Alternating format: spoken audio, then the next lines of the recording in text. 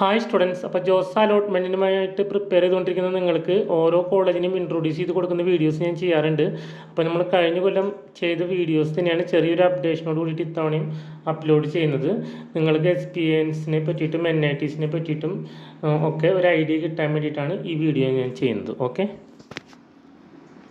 ചെയ്യാൻ പോകുന്നത് SPA ഡൽഹിനെ പറ്റിയിട്ടാണ്.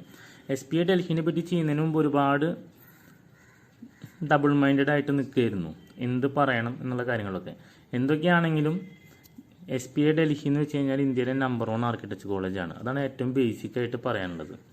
എന്ത് വന്നാലും ടോപ്പായിട്ടുള്ള ആർക്കിടെക്ചർ കോളേജിന് ഇന്ത്യ എന്ന് ഏത് റാങ്കിങ് ഏത് രീതിയിൽ നോക്കിയാലും അത് SPA ഡൽഹിയുടെ പേരാണ് വരിക.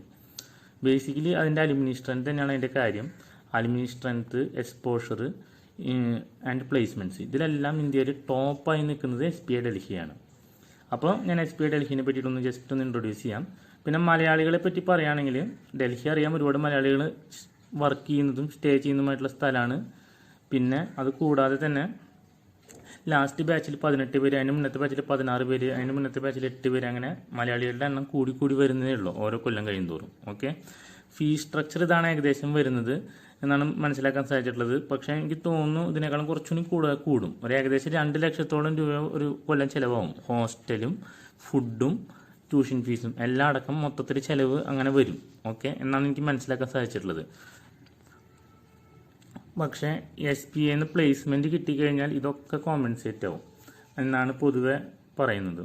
പിന്നെ നമ്മൾക്ക് അവിടെ ആകെ കൂടിയിട്ടുള്ളൊരു ബുദ്ധിമുട്ടെന്ന് വെച്ച് കഴിഞ്ഞാൽ ഹോസ്റ്റൽ കുറച്ച് കൺജസ്റ്റഡ് ആണ്, ഇൻഫ്രാസ്ട്രക്ചർ കുറവാണ് കമ്പയർ ചെയ്യുമ്പോൾ. വേറെ ഒന്നുകൊണ്ടല്ല, പണ്ടേ ഉണ്ടാക്കിയിട്ടുള്ളതാണ്. പുതിയ കോഴ്സുകൾ ഒരുപാട് വരുമ്പോൾ ഇൻഫ്രാസ്ട്രക്ചർ അതിന് തികയാതെ വരുന്നൊരവസ്ഥ, അത് മാത്രമാണ് ഒരു നെഗറ്റീവായിട്ട് എനിക്ക് അറിയാൻ സാധിച്ചിട്ടുള്ളത്.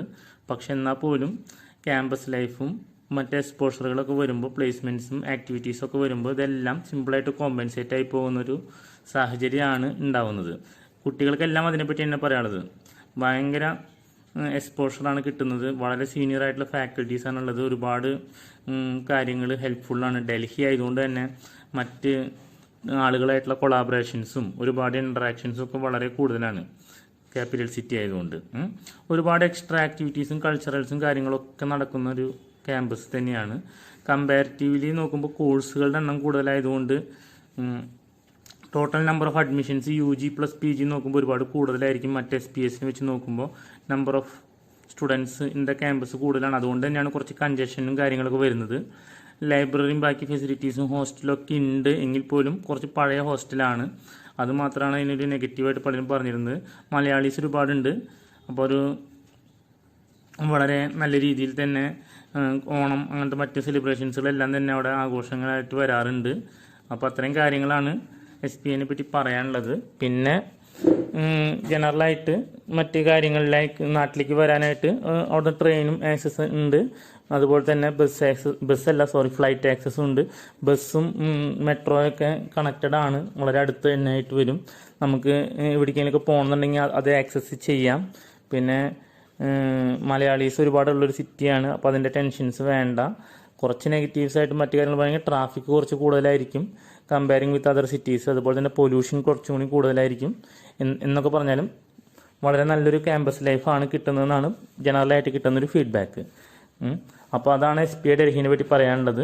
ഈ വരും ദിവസങ്ങളിൽ ഞാൻ മറ്റ് കോളേജസ് ലൈക്ക് SPA വിജയവാഡ, അതുപോലെ തന്നെ CET ട്രിവാൻഡ്രം ഇതിനെപ്പറ്റിയൊക്കെ വീഡിയോസ് ചെയ്യുന്നതായിരിക്കും. Thank you.